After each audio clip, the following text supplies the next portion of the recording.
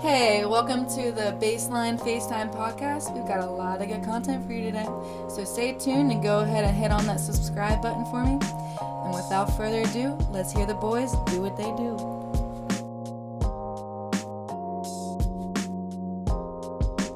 All right, what's up, everybody? We are coming to you live with the Baseline Facetime Podcast, all the way from North Carolina. Our first ever podcast down here, and I've got one of my best friends with me, Jake Schuster, on the show today. Jake, what's up, man? Hey, man, I'm happy to be here, and if I'm not mistaken, I believe I'm the first guest that you traveled across borders to get to, so that's an honor. That's true. That's true. All the way here just to record the show with you, and I'm excited about it. I know you're a fan of the show. Any favorite memories, any feedback for us just in general? You know, I think you guys are doing a really good job. I enjoy the conversation. I'm huge into sports, so it's easy for me to, get into it.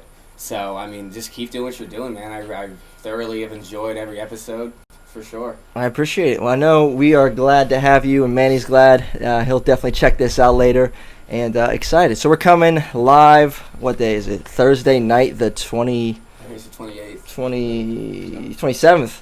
Thursday night, the 27th. And so there's some big news going around the NBA that we're going to get into. We're going to get into even just some first-round matchups and how they're looking so far. Obviously, some teams have moved on. Yep. But, so you've heard about the boycott going on yesterday. So there were 3 games scheduled, none of which happened as a result in response to the police shooting of Jacob Blake in Wisconsin. So a really, really bold statement from the NBA and its players and its teams. And then there was even more meetings after that. All the teams got together and voted okay, should we continue the season or should we not? Yeah. And both LA teams voted not to. And no one else did, and they think they met again today, and it's been a lot of meetings. But, they're going to play basketball again here either Friday or Saturday. They said they're going to be back at it. Okay. So that's pretty good. What are your thoughts on that, or just thoughts on, the bubble in general? How do you think it's looking? Well, in regards to the whole boycott thing initially, I mean, the players have a right to, state their opinions on what's going on. I know it's kind of crazy right now in the world, America specifically. Mm-hmm. But I don't know. I have mixed feelings about it. I obviously want to see him play basketball because I'm a fan.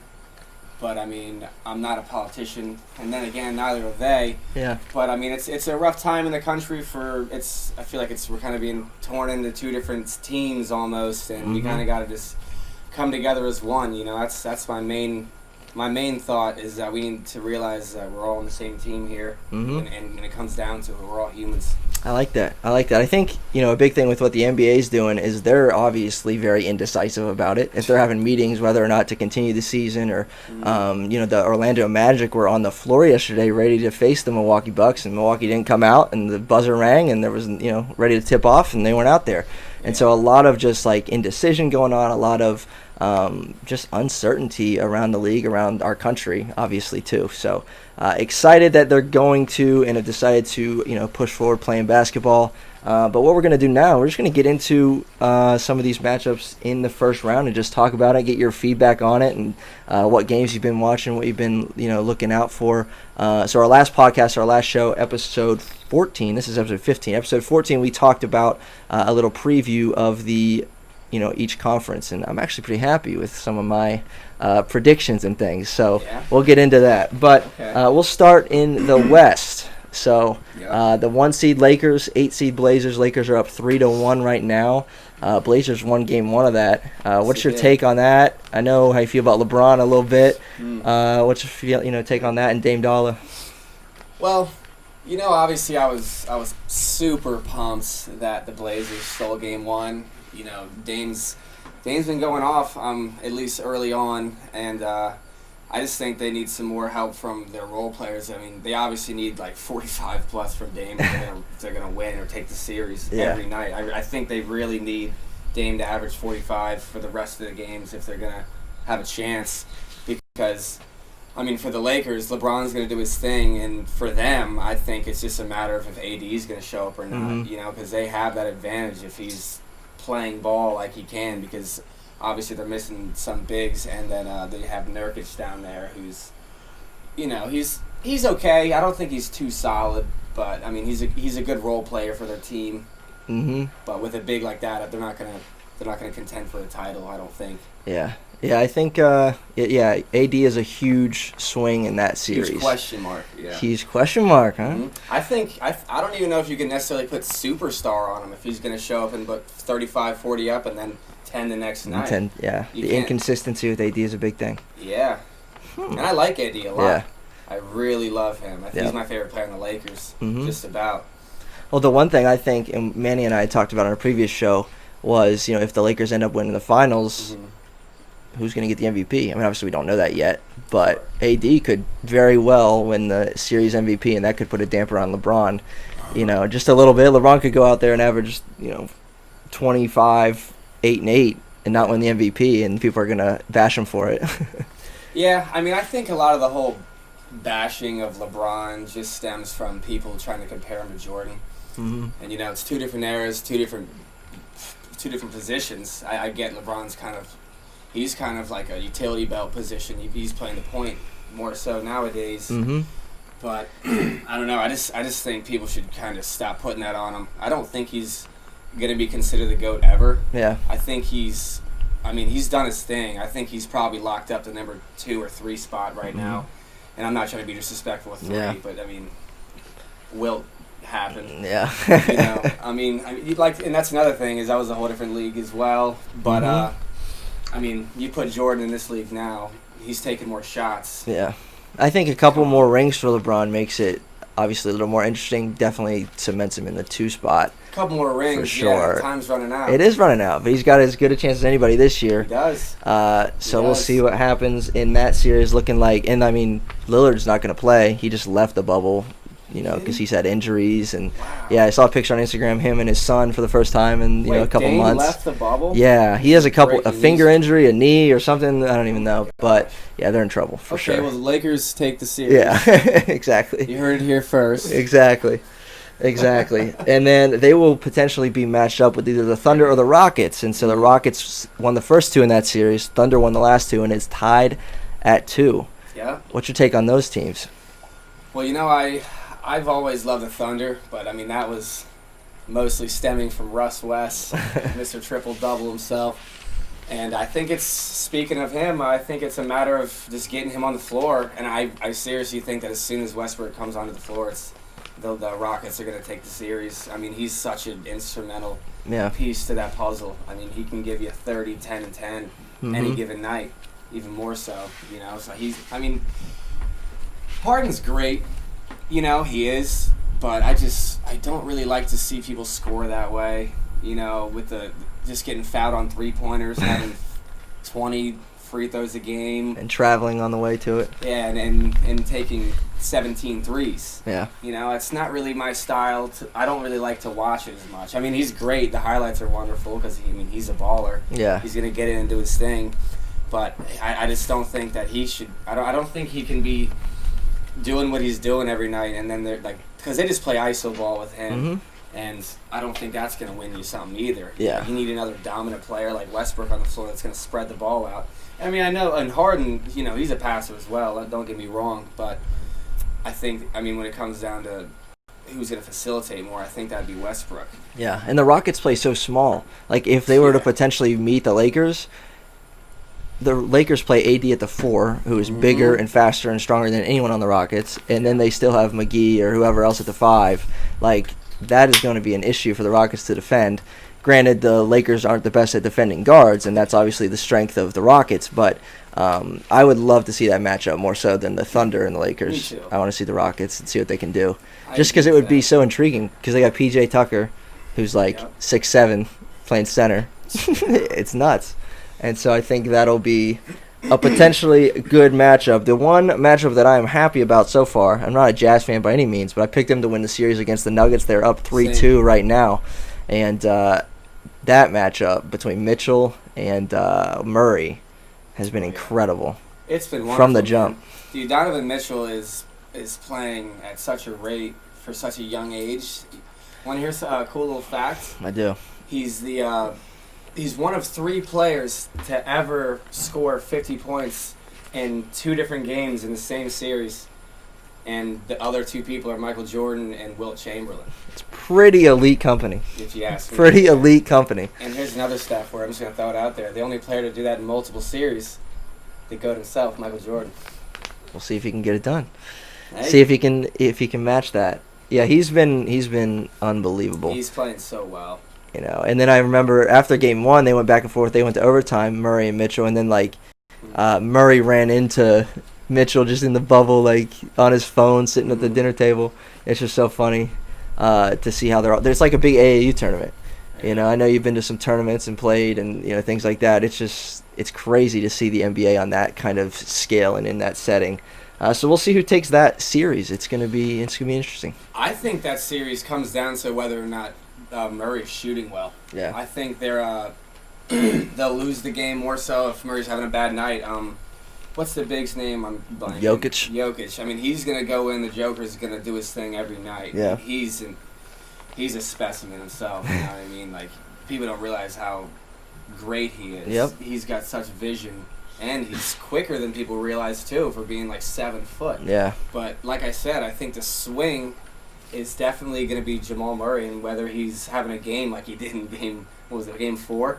I think so. Yeah. Game 5. Yeah, he's been going off quite a bit. Yeah. Yeah, if you're right, I think the way they're relying on him. If he's off, they're packing their bags. He's got the green light. Just 1, like 2, 3, Curry Cancun. did. They're gone. Yeah. So that's going to be potentially a good match. I don't know. Again, I don't know when that's going to start back up, Friday or Saturday, but that's one to watch for. Last but not least in the West, before we get to the East, Clippers, Mavs. Mm-hmm. You a Luka fan? Are you a Luka fan? Dude, I'm such a Luka fan. What makes you a Luka fan? What makes me a Luka fan? Let's see.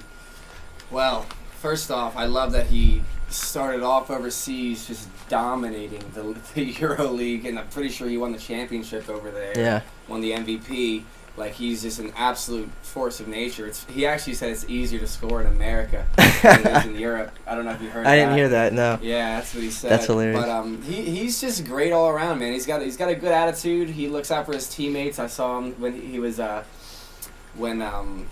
I'm blanking again. What's their the other big European dude?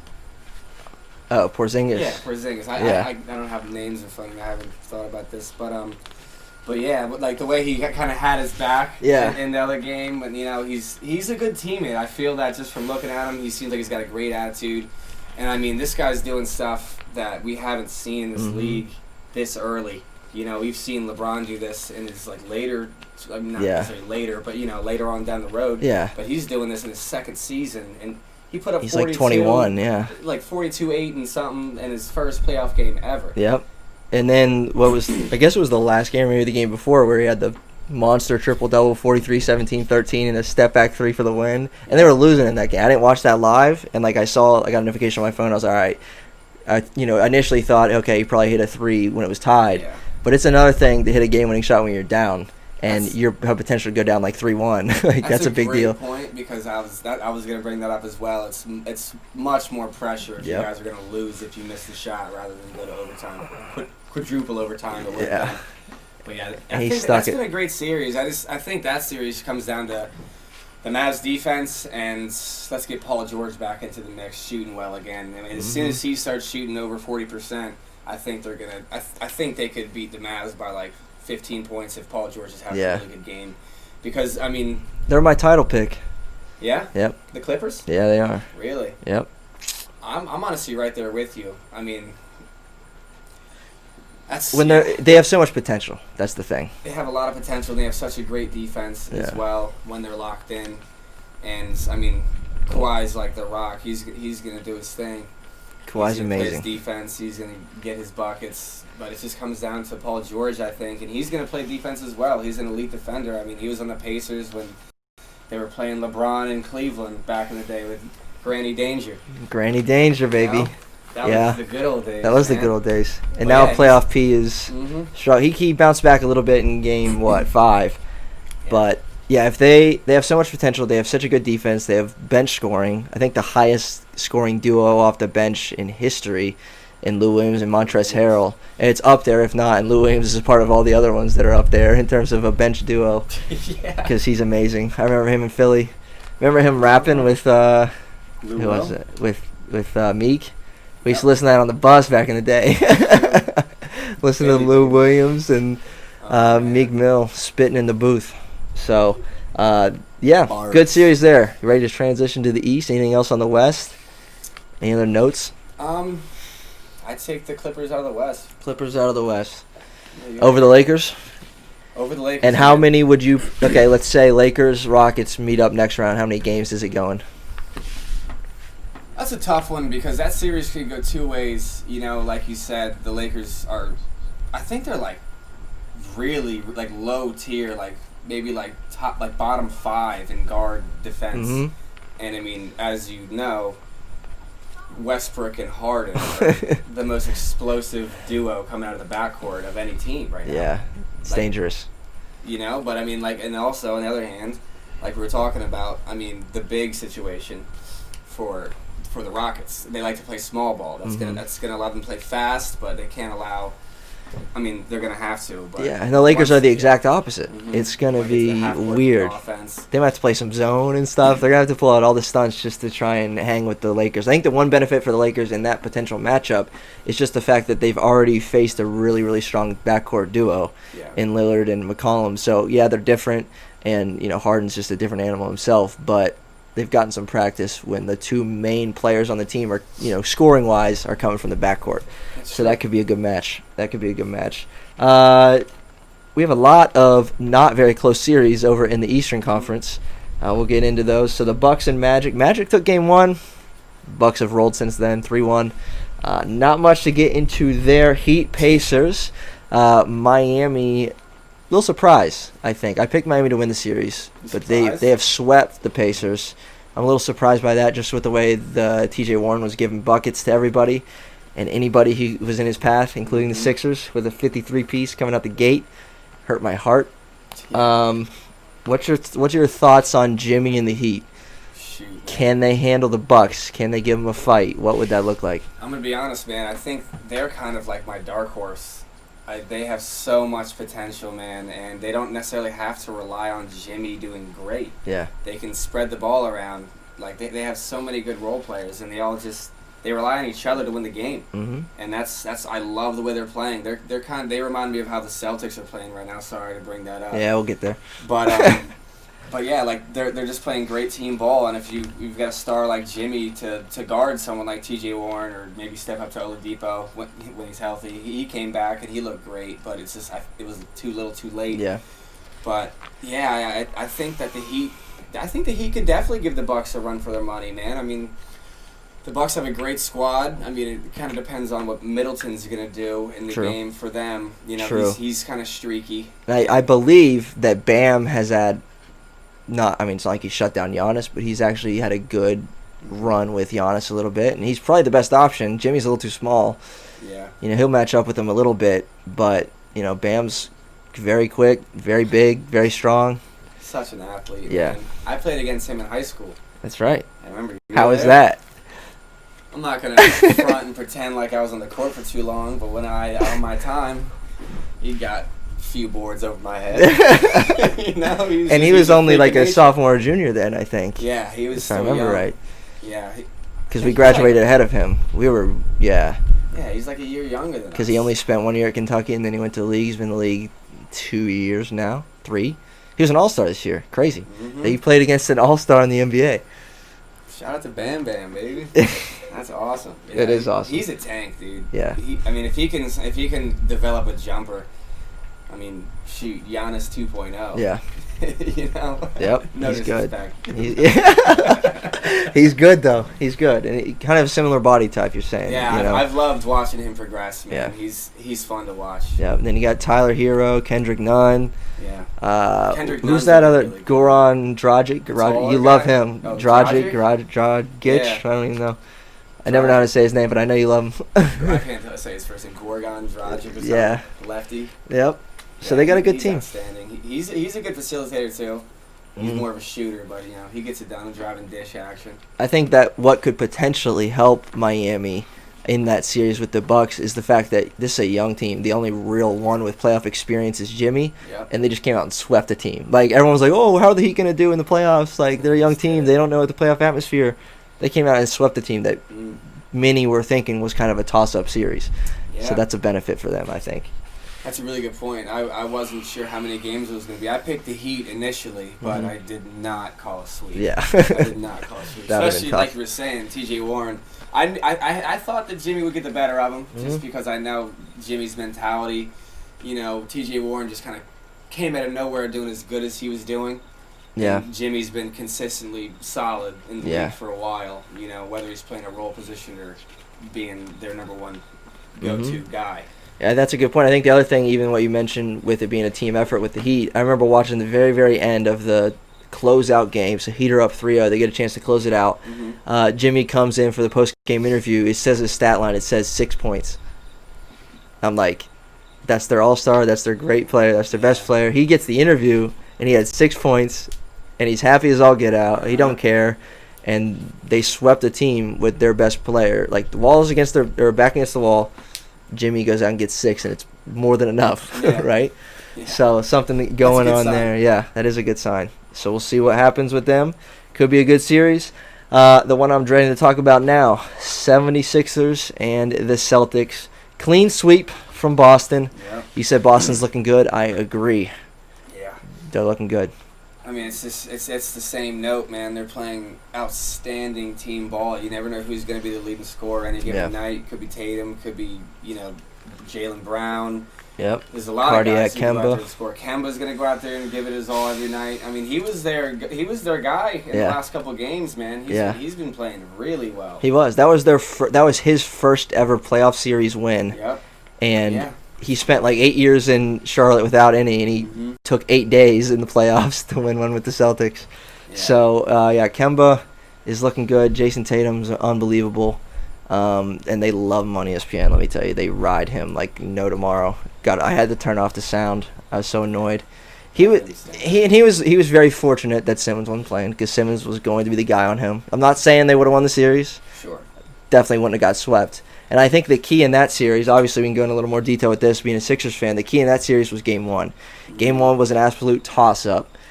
We had the lead, the Sixers had the lead going into the fourth quarter, and 1-2 minutes left, anybody's game, tie game, Celtics pulled it out. And right when that game ended, I was like, it's over. Because we had to get a close game, right? If there's going to be a close game in that series, we have to get them at the toss-ups because we're not favored. And I was like, that's a wrap. Same thing in Game 3. We were up 2 with 2 or 3 minutes left. We didn't score again. What is that? Clear path foul at the end, turnovers from Embiid, who played well all series, but it's like the toss-up games the Sixers had to win because they were down Simmons.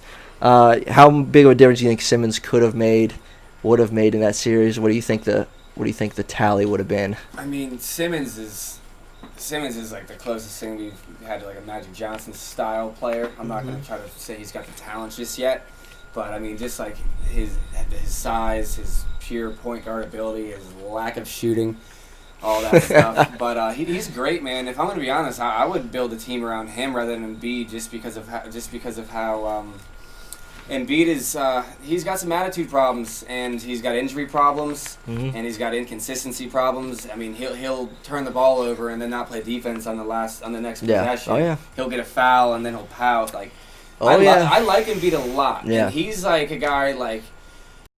This is another, maybe a bad comparison, but like Shaq was like such a huge talent, but really didn't put the effort in by any means, and he could be our Jordan today. You know what I mean? Shaq could have been the greatest player of all time, but he just didn't put the effort in. I think Embiid the sky's the limit for him. He's so good, but he's just got to work some stuff out. I don't know if it was the coach. Yeah. That whole deal. Yeah, who got let go. I mean, we'll just have to see how he meshes the next coach. Maybe they can kind of get some drive out of him, but I think in the end, he just has to want to do it. Yeah. And that's the only reason I really say that I would build around Simmons. Around Simmons is because he's so much more level-headed. So much more level-headed. It's not even close. Yeah. Yeah. It's and I love both of them. What would you say? Who would you build an organization? Manny asked me that question. I refused to answer. Okay. Both of them. because I just don't want to see them break up, and they don't want to either. They've said, with each other, and a lot of talk around the NBA is like they don't like each other, or they need to break up or whatever. And it's like they've only had 2-3 seasons together. Simmons was out this year's playoffs, which hurt a lot. The biggest thing that the Sixers need to do, and they've cleaned house, got a new coach coming in, whoever that's going to be. Yeah. Ty Lue they're looking at. Not crazy about that in any way, shape, or form. I know he's already a Philly legend.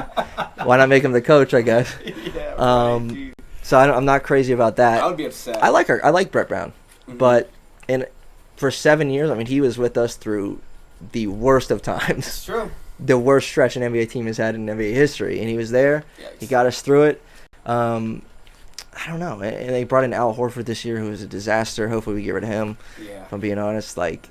The biggest thing to work with those two, if we're going to keep Ben and Embiid, and it's proven, when they are surrounded with shooters, that's all you need.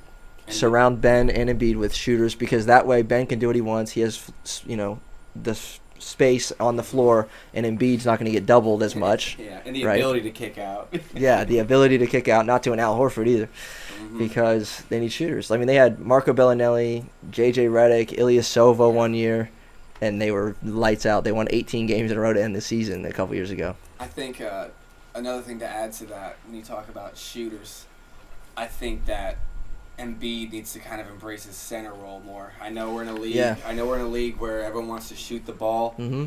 He's young. He wants to shoot the ball. Yeah. But their record, I saw this stat. I'm not going to be able to tell you what it is off the top of my head, but they had a losing record. I know that much when Embiid shot 4 or more threes. Oh, yeah. In the game, and then if he shot like 3 or less, they were doing this much better. Yeah, so well, he doesn't realize how, and he can shoot it, and I think that's the worst thing. I'd feel better if he couldn't shoot at all than he'd be forced to play down low, because he either if it's a 1-on-1 down low, he's either scoring or he's getting fouled every single time. He's that good. He's an animal. Yeah, and his post game is filthy as well. So we'll see what happens with the Sixers. We'll see if any trades happen. They've got 2 of the worst contracts in the NBA right now. And Al Horford on a near max and Tobias Harris on a max contract, who didn't hit his first 3 in the series until Game 4. Mm-hmm. You just can't do that. And he was our best player coming into the playoffs. But should have got rid of him. I digress. Yeah. And apparently Brett Brown was a big part as to why they leaked that like a day before he got fired, as to why Jimmy didn't stay. I don't know how much truth is there, but I could see it. Wow. I could see it. So I wanted to keep both of them. You can't pay someone all that money, then let him go for near nothing. Especially someone like Jimmy Butler. Yeah. You could get something out of for sure. So we got Josh Richardson. Not bad. I wanted Bam, because Bam wasn't like that good yet. Could you imagine? Yeah. Oh my gosh. I wanted Bam. There were rumors that we were going to get him when that sign and trade deal in free agency, but didn't make it happen. Then we lost J.J. Redick too. Mm-hmm. So we lost shooters. That's a big blow, because like you were saying, that drive and dish option. Yeah. I mean, J.J. Redick. We lost 2 games at home this year. 2. Best home record in the NBA, and on the road we were well under 500. Wow. I don't know what the correlation is, why that is, but yeah, Sixers have some work to do. Disappointing year. Yeah, Ben and Embiid they're streaming late night when on the road. Yeah, probably with the FaZe clan. Shout out to Ben Simmons joining FaZe. Last but not least in the East, Raptors Nets. Clean sweep. Raptors put up 100 bench points in their final game. That's outstanding. Absolutely absurd. I don't know how they did that. Obviously, Nets undermanned very much so, but still crazy. What are your thoughts on that, the Raptors? Because, I've asked Manny, we've talked about it a little bit on this show, and they're an intriguing team. They don't have Kawhi. No one really counted them in this year, in a sense, a title contender. I think they're getting a little more respect. What are your thoughts there? Yeah, I totally agree, man. People like Van Vliet stepping up. Him last year in the playoffs even was ridiculous. Yeah. It's kind of switched to Mike Conley a little bit, but anyways, they've got such a great team. They're playing that team ball, like we were saying. Obviously, their bench is just superb right now. It doesn't even make sense. 100 points off the bench. I don't even know if I've ever heard that stat. I know, not even in a regular season game. And normally your bench is shortened in the playoffs. It's like, exactly. How does that happen? Your starters get more minutes. So it's the same kind of deal with the Heat going on, I guess, except for more so. So they've got a chance as well. So they got the Celtics next round. They got the Celtics next round. Those are arguably the most two impressive teams so far. That's the matchup Right? that I want to see the most out of all, I mean, just based off the way these two teams are playing. Yeah, To see them go up against each other is going to be so exciting. it's gonna be good.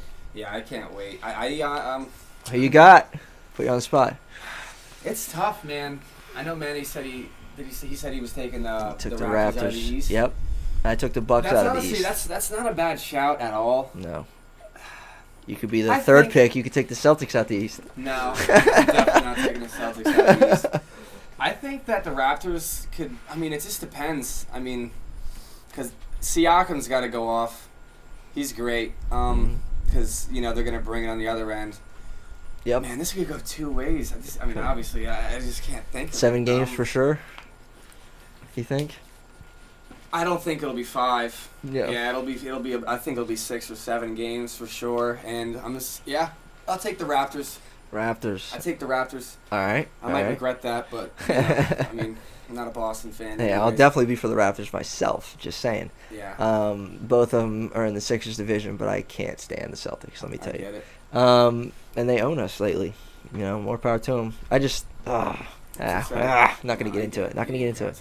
There's a lot I could say. I'm not going to. But who would you take? Yeah, we'll do that post game. So Bucks Heat on the other side of the East. Let's hear that. And you got them facing the Raptors. What you got? Let's just run through your side. Run through your predictions over there. Okay. So you said Bucks Heat. Yep. That's going to be a great series. I think the Bucks are going to take it in 6. Respectable. It's going to be the biggest task Bam has ever Yeah. ever been up against. I mean, Giannis is playing like the MVP. Yep. He's outstanding, putting up crazy numbers. I think he had the highest plus-minus in NBA history. I think so. Yeah. He's playing at such a rate, man. I mean, it's going to be tough to stop him. I think it comes down to the role players on the team. Mm-hmm. And it comes down to the number 2. I think that Middleton has to have games like he did in the playoffs last year when he was making 7 threes. He's just got to do something like that. I know it's a tall order, but Yeah. it can't all be Giannis. Yeah. It can't all be Giannis. It can't. You're right. Because I think even the Heat have a more. I guess. The Bucks have a good supporting cast. Don't get me wrong, Yeah. but the Heat are more like you said, just do it by committee, Team-centric, yeah. right? So. They definitely are. So the Bucks in 6, and then Bucks Raptors. Who you got? Bucks, Raptors. I take the Bucks, man. I took them against the Heat. I think the Heat would beat the Raptors. Okay. Yeah, maybe, maybe. I think it's got to be the Bucks out of the East, and I guess that makes it Clippers Bucks. Clippers Bucks. That's what I got. Sounds pretty generic. That's what I got. doesn't It is, but hey, who else would it be? Raptors, Bucks. How many teams actually have a shot of getting there? Lakers, Clippers, Raptors, Bucks, Mavs. Mavs. I think You that the Mavs whoever can- wins this Clippers Maverick series is going to win it all. I like it. Think about that. Now that's a prediction. That's a little. Woo! That's a little more out there. A little bit of pizzazz. I like for you, that. huh? I like that. That's how Yeah. you stay on the show. That's how you stay on the show. Okay, so the Mavs. Don't make me come up to New York for the next one. Wow. No, but seriously though, I think that the Mavericks need one more wing shooter. Honestly, I could see Luka really taking him. Especially if Porzingis is out there on the floor as well, because he's. I don't even have to say anything else about him. He's playing how he's playing.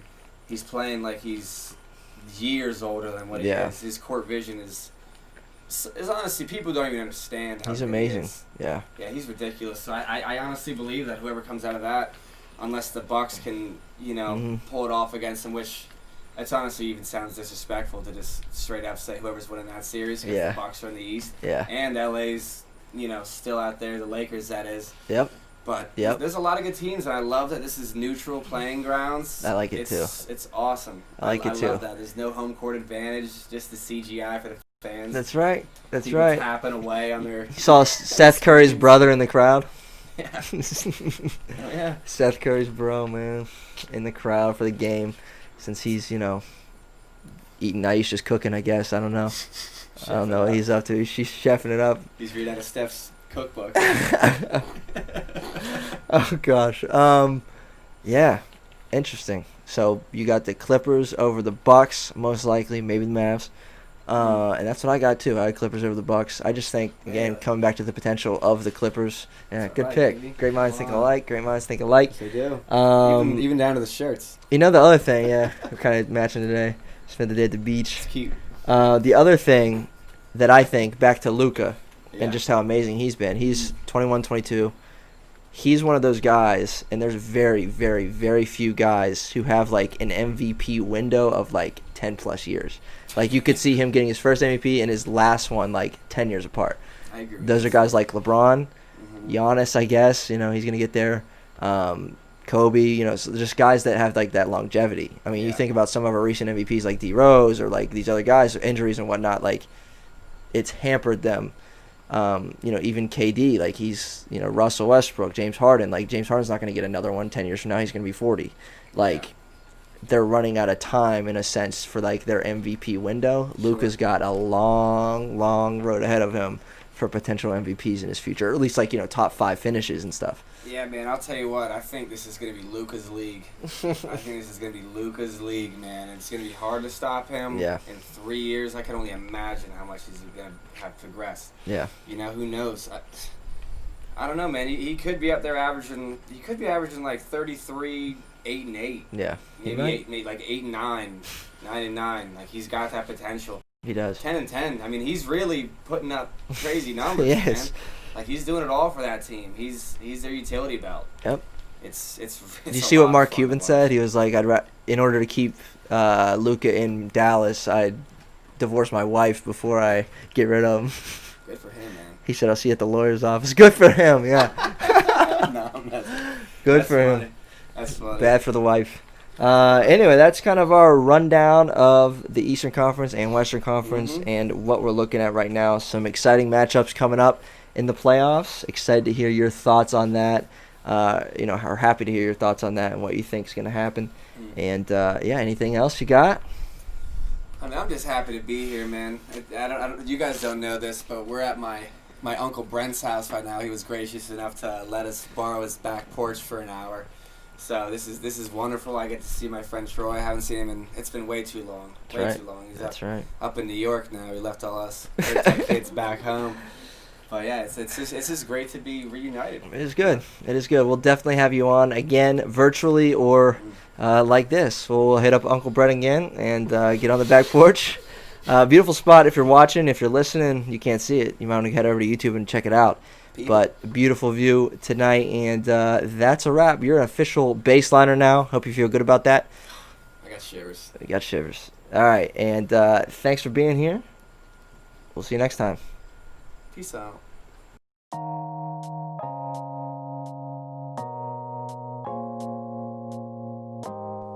Yo, guess what? You just tuned in to an episode of the Baseline Facetime Podcast, making you an official baseliner. We'll see you next time.